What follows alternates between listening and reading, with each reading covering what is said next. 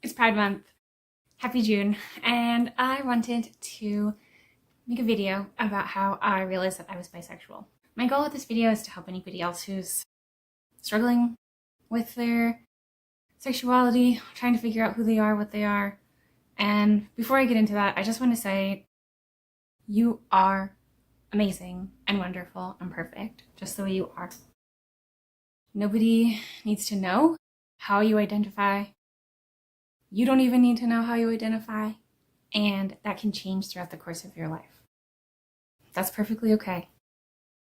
There is no shame in saying you're something and then realizing you're something else, even though people will try to shame you for it. You are allowed to figure yourself out every day for the rest of your life if you want to, and tell your own story.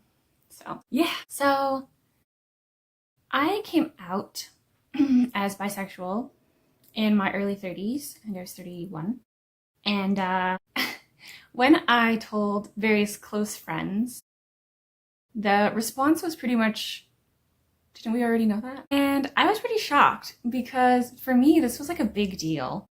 It was such a surprise. It was something new. I was really nervous about being open about the fact that I wasn't who I thought I was. That this whole time I had thought I was maybe at best bi-curious, that I liked to flirt with girls or make out with girls at clubs or whatever, but that I didn't actually have strong feelings for women. And then I started watching some YouTube videos from Alayna Joy, and she has this series that helped me realize that what I was actually struggling with was compulsive heterosexuality.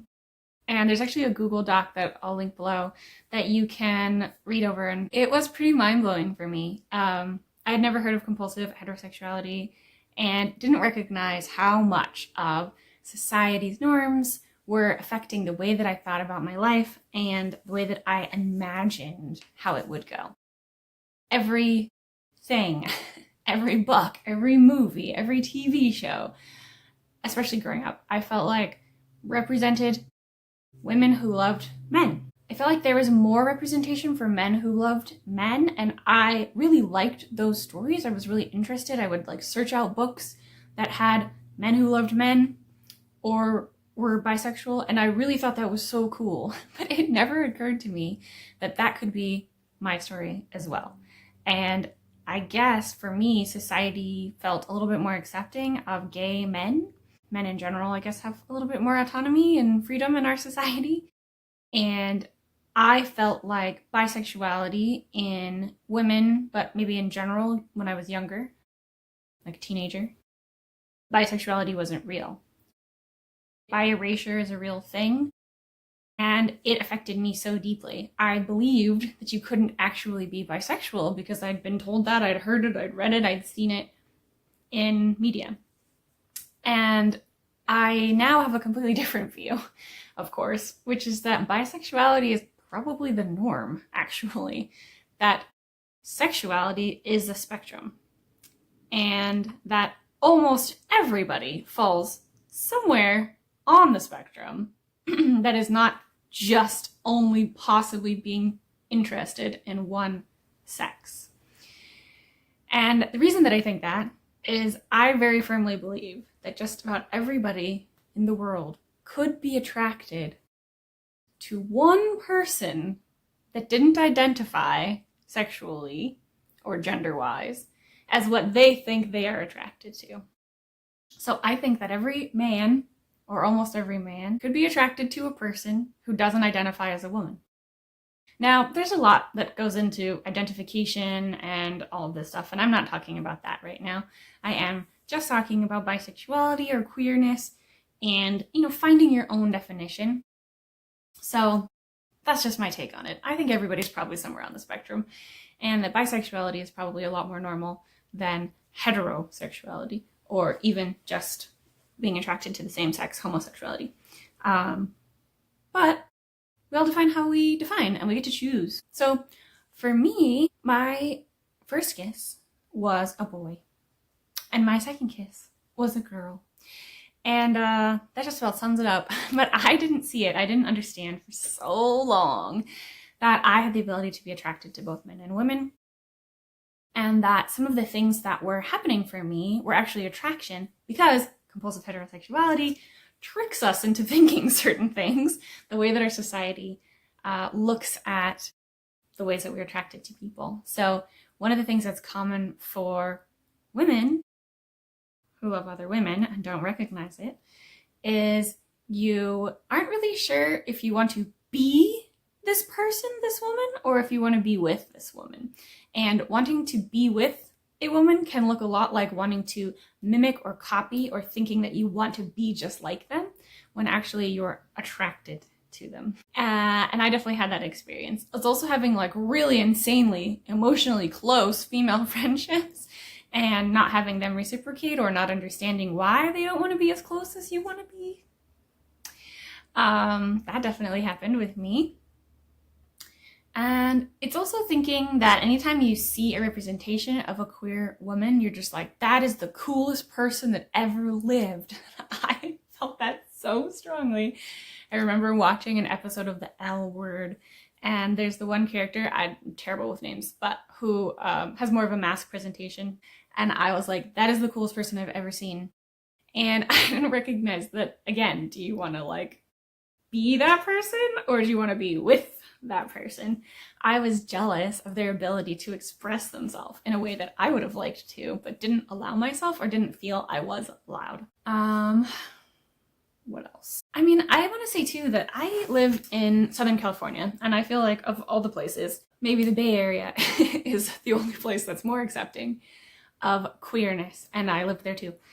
And even so, even living in an area where I don't feel like I'm in personal physical danger for coming out as a queer person, bisexual person, pansexual person, something, whatever identification I'm using on various days. And I still felt like it was unsafe to own that identity and to be that way, to be who I really was. I was afraid of the responses of my friends and family and that they wouldn't accept me or love me if I was honest about my sexuality. Now, I will say you don't have to tell people about your sexuality.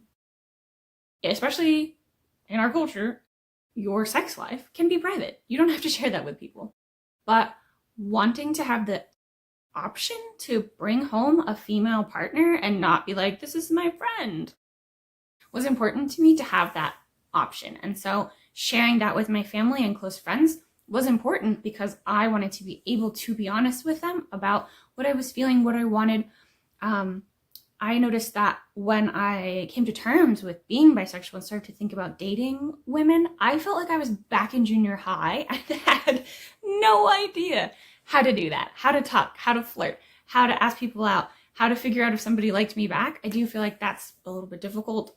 Lots of women that like other women talk about that and complain about that. And I don't know, we need better ways. I don't know what they are, but it was really hard to tell the people in my life. And I was very fortunate that I had positive responses. Even the people that I was afraid weren't going to respond well really did. And female friends that I had, I was really afraid that they were going to be like, ooh, do you have a crush on me? And like have it be super weird. But none of them did because they're great people. And if you're in a situation where you're worried about what their response is going to be and you have a reasonable ability to trust them, I would say, when you're ready, try. You don't owe anybody anything, but having that openness and that freedom, it feels really good to just know that people know at least a little bit who you actually are. And it's a process too, you know. Pick people that feel safe first.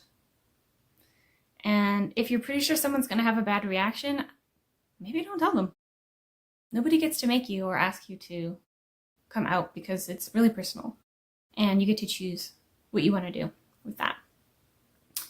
I will say that now that I have come out and I'm honest about it, you know, online and in my personal life, it doesn't feel so scary anymore.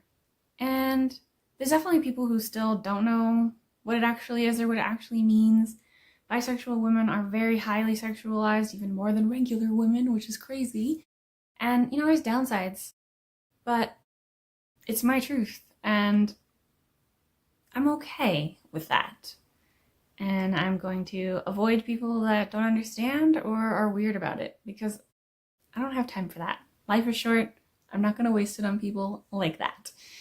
So protect yourself, your space, your peace, and surround yourself with people that love you for who you are and that can appreciate the breadth and the depth of your personality and all the aspects that come along with you, because you are beautiful, amazing, and wonderful and gorgeous. Yeah.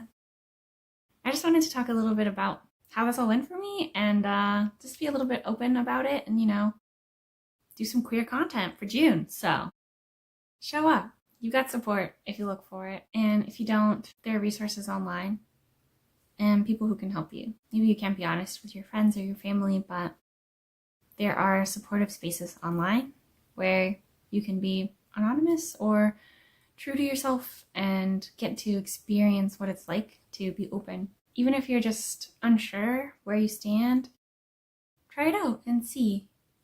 You are valid. However you feel, whoever you are, you're valid. And the process is difficult, but on the side of the journey,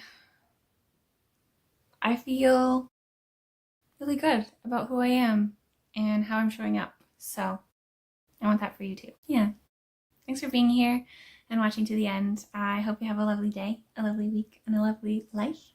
I'm Tabby, transformational coach, and I post self-development and gentle healing wellness content every week. So hope to see you again soon, and yeah, talk to you next week. Bye.